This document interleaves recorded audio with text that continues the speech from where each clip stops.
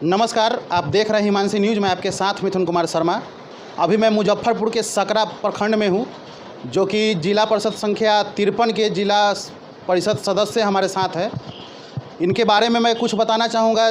जैसे फील्ड में मैं भी काम करता हूँ, तो आज तक का देखा गया है कि हमेशा ये लिखित तौर पे काम करना पसंद करते हैं, मौखिक तौर पे ना आज तक किए हैं।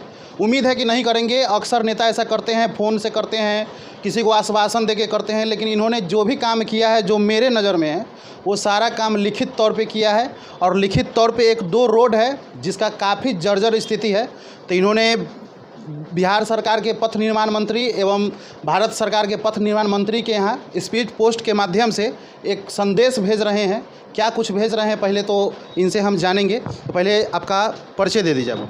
जी, मेरा नाम अनिल कुमार हुआ और मैं क्षेत्र संख्या 53 का जिला पार्षद भी हूँ।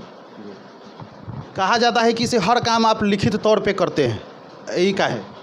ऐसा है कि जब भी हम लिखित तौर पे करते हैं तो एक रिकॉर्ड हो जाता है, एक प्रूफ हो जाता है। कल को उस पत्र के अगेंस्ट में हम सरकार से जानकारी ले सकते हैं, क्योंकि मौखिक का तो कोई रिकॉर्ड नहीं होता है, लेकिन लिखित का रिकॉर्ड होता है। तो इसलिए हम लिखित में ही जो समस्या है उसको हम संबंधित पदाधिकारी, संबंधित जो विभाग है, संबंधित जो मंत्री हैं, उनको हम समय समय पर जो समस्या है उसको हम भेजते रहते हैं। क्या चीज़ का खत भेज रहे हैं पथ निर्माण मंत्री को?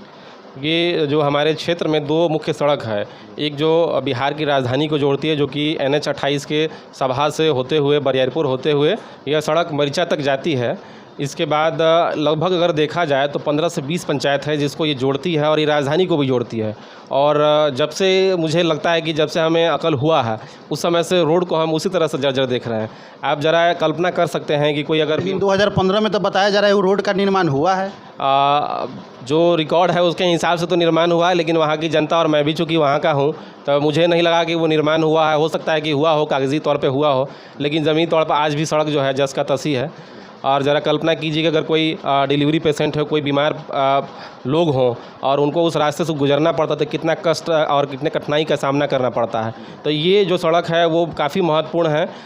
2 जिला को भी जोड़ते हैं और ख़ासकर जो है सो ये राजधानी को भी जोड़ते हैं, तो इसको बनना बहुत ज़रूरी है। और इसके बाद एक और जो सड़क है जो कि गनीपुर बेझा का है, पूरे बिहार में इसे ख़राब जर्जर रोड जो है सो वो कहीं नहीं मिलेगा। हमारे जो माननीय मंत्री हैं बिहार सरकार तेजस्वी यादव और भारत सरकार नितिन गडकरी जी, वो कहते हैं कि हमने सड़कों का जाल बिछाया है और जहाँ तक आवागमन हो वहाँ तक हमने प्रयास किया है, लेकिन ये कहीं ना कहीं ये विफलता है उन लोगों का, क्योंकि जनता जो है वो सड़क से ही जुड़ती है और सड़क से ही उनका रोजी रोजगार से लेकर के बाकी चीज़ जुड़ा होता है। तो दूसरा सड़क जो हमने बोला है वो भी NH 28 के पिपरी से केशोपुर होते हुए सिराजाबाद होते हुए गनीपुर बेझा जाती है, जो कि मुजफ्फरपुर ज़िला को डायरेक्ट वैशाली ज़िला से जोड़ती है। तो ये 2 सड़क अगर बन जाती है तो कहीं ना कहीं लगभग जो है सो लाखों लोगों को आसानी होगी राजधानी जाने में, एक दूसरे से एक ज़िला को दूसरे ज़िला से जोड़ने में। इसके साथ ही अगर ये इसके लिए हमने काफ़ी समय से प्रयासरत हैं। हमने इससे पूर्व में भी कई बार पत्र लिखा है, लेकिन कोई संज्ञान नहीं हुआ और अभी पुनः मैं पत्र लिख रहा हूँ। अगर 1 महीने के अंदर में इस पर कोई आश्वासन या कोई कार्रवाई नहीं होती है तो पुनः हम लोग आमरण अनशन करेंगे इस रोड के लिए, क्योंकि ये लाइफ लाइन रोड है और ये बनना बहुत ज़रूरी है। कई ऐसे स्थानीय नेता से, जनप्रतिनिधि से इस रोड पर हम भी चर्चा किए हैं।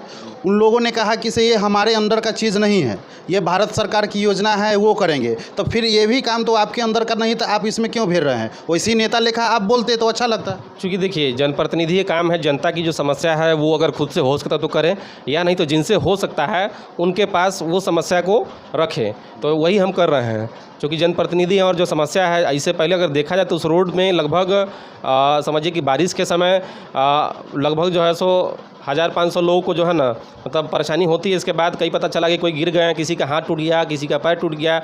अभी हाल ही फिलहाल में हमें सूचना मिला है कि जो गनीपुर बेझा का जो रोड है उसमें एक बच्चा जो टेम्पू पलट गया, उसमें एक बच्चा का मौत हो गया। समझिए कितना दर्दनाक है, सिर्फ और सिर्फ रोड के कारण।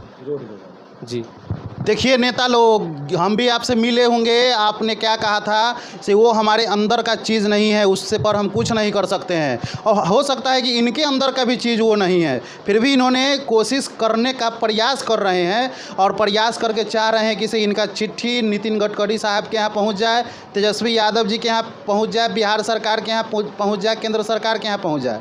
कम से कम कोशिश तो कीजिए, कोशिश करिएगा तब ये नाम होगा। घर में बैठा रहने से, एसी में बैठा रहने से, बंद कार में एसी चला के चलने से बड़ा नेता नहीं कहाइएगा, बल्कि अच्छा काम करने से नेता कहलाइएगा। इस वीडियो को काफ़ी शेयर करके उन नेताओं तक ये बात को पहुंचा दीजिए कि आखिर में कोशिश करने वाला का कभी हार नहीं होता है। और इन्होंने कहा कि 1 महीना का मैं टाइम दिया हूं, 1 महीना के अंदर में किसी भी प्रकार का आश्वासन हो या इस पर पुनः विचार नहीं किया तो ये क्या करेंगे? अगर नहीं होगा तो क्या कीजिएगा? मैं इस सड़क के लिए अपने जो ग्रामीण जनता है उनसे सहयोग लेकर के इसे शांतिपूर्ण तरीके से, लोकतांत्रिक तरीके से मैं इस सड़क के लिए आमरण अनशन करूँगा। अब बताइए, उसमें नेता लोग भी, आप भी आ जाइए। आप नहीं कुछ कर पाएंगे तो कृपया करके इनको सहयोग कर दीजिए। धन्यवाद।